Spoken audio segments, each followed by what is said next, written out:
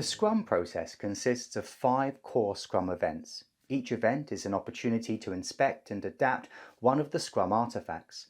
The Scrum events have been designed to increase collaboration and transparency to make adaptation easier. When done correctly, they should also reduce the total number of meetings required to create effective product increments. There should be few meetings for the Scrum team outside of these 5 events. The 5 Scrum events are 1. The sprint, 2. Sprint planning, 3. Daily Scrum, 4. Sprint review, 5. Sprint retrospective. Best practice is to hold each Scrum event at the same place and time on a regular basis as defined by the sprint cadence. The sprint is a time box container for all the Scrum events, typically ranging from 2 to 4 weeks in length. Sprints are a consistent fixed length. There are no gaps between sprints. A new sprint starts immediately at the end of the previous sprint. All work is encapsulated in this time box, from planning to design, building and testing, all fit within the sprint cadence. During the sprint, there may be no changes that will compromise the sprint goal. A sprint, however, may be cancelled if the sprint goal becomes obsolete, but the sprint goal cannot be changed mid-sprint. The sprint should conclude with working software that has been tested and is of high quality, and the product backlog, which must be refined to prepare for the next sprint. Determining the appropriate sprint length can require trial and error. However, as a guide, shorter sprints mean you have quicker learning cycles through more frequent feedback, but can feel rushed and hard to sustain for a long period of time. Long sprints, on the other hand, have fewer opportunities for feedback, but having a larger time box can mean you make more meaningful progress. However, this comes at the cost of transparency, going weeks before seeing any progress. Sprint planning is the first event of the sprint. It is where the Scrum team gets together to plan all the work required in the sprint to complete the sprint goal. During sprint planning, the product owner ensures the development team is clear on the product and sprint goal.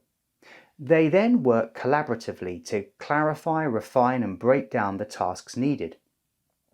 During sprint planning, the team will cover 3 key topics. 1. Why is this sprint valuable? 2. What can be done in this sprint? 3. How will the chosen work get done? Topic 1. Why is this sprint valuable? This first topic is led by the product owner. The product owner works with the team to define a sprint goal that communicates what they want to achieve in the sprint and how it will bring value to their customers and the business. This is the first topic of sprint planning and the most important, as the team must align collectively on their goal and understand the value that they intend to deliver. This sets the foundation for the remainder of the sprint planning, as the team then works out what can be achieved and how it intends to achieve it. Topic 2. What can be done in this sprint? After defining the sprint goal, which represents the valuable increment the team intends to deliver in the sprint, the next question is what is achievable in order to fulfill the sprint goal. During this topic, the development team works with the product owner to select items from the product backlog that align with the sprint goal. During this process, the team will ask questions to clarify and refine the backlog items until they are well understood by the entire Scrum team. The development team is responsible for defining what is achievable within the time-boxed sprint. The product owner sets priority and helps to determine the value of each backlog item, but it is up to the development team to judge based on experience, previous team performance, and upcoming capacity to define what is achievable. The longer the teams work together, the better they get at estimating the workload and the more consistency they will have in completing each sprint. Topic 3. How will the chosen work get done. The final topic for sprint planning is for the development team to plan and define exactly how they intend to complete the chosen product backlog items and the sprint goal. For a backlog item to be classified as done at the end of the sprint, it must meet the team's definition of done. This is a set of criteria defined by the team. For example, a definition of done may include items such as completing automated tests, documentation, and potentially deploying to a dev or staging environment. Defining this criteria is the responsibility of the development team. The Scrum Master assists the team to ensure they are doing so effectively, but the Scrum Master is not responsible for how the work is delivered. Further, the product owner may assist in clarifying the backlog items and what the business and customer requirements are, but they are not responsible for the how, only the what. The sprint goal and the chosen backlog items for the selected sprint are referred to as the sprint backlog.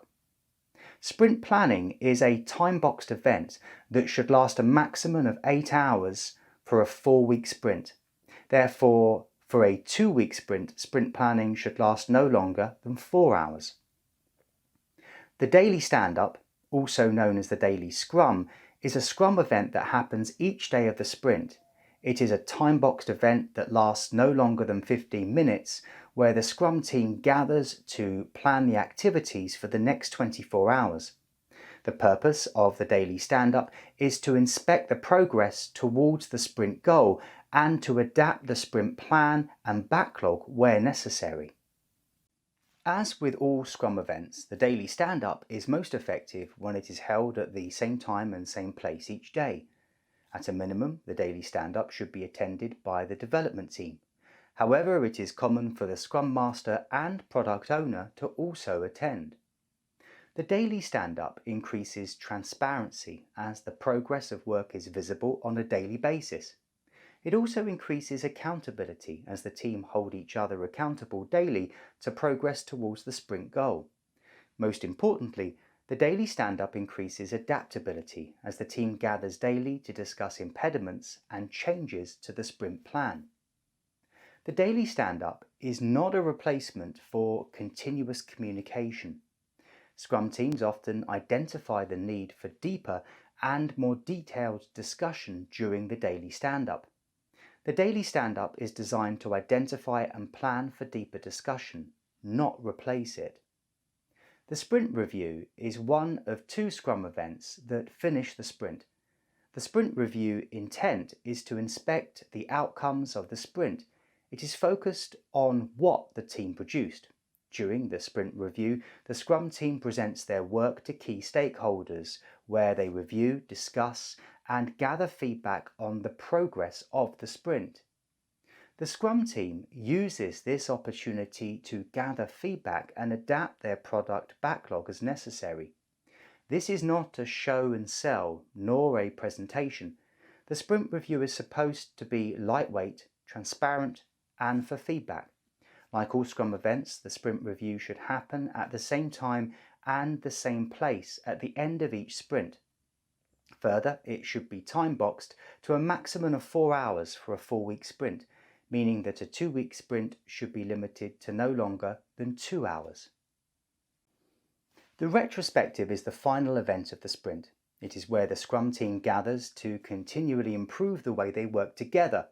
Where the sprint review is focused on the what, the retrospective is focused on improving the how the team worked together during the sprint.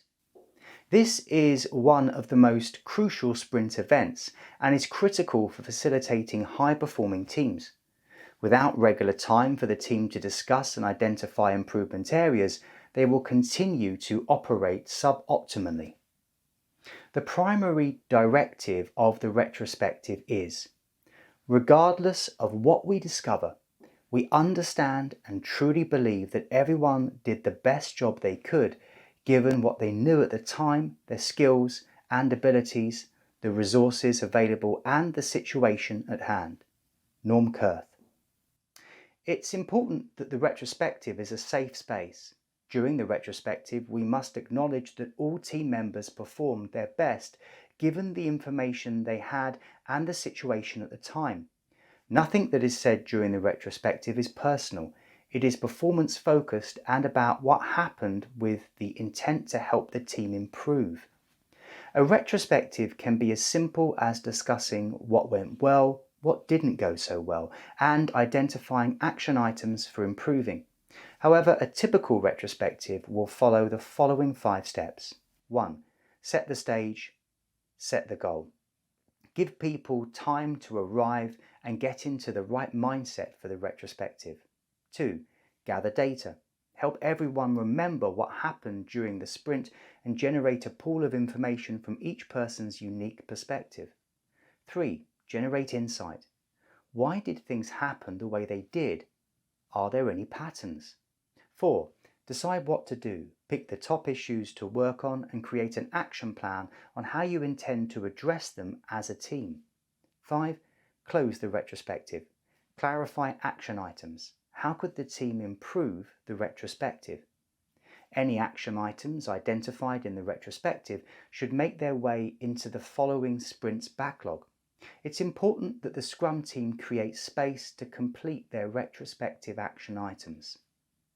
The retrospective concludes the sprint and should be time-boxed to a maximum of 3 hours for a 4-week sprint, meaning a maximum of 90 minutes for a 2-week sprint.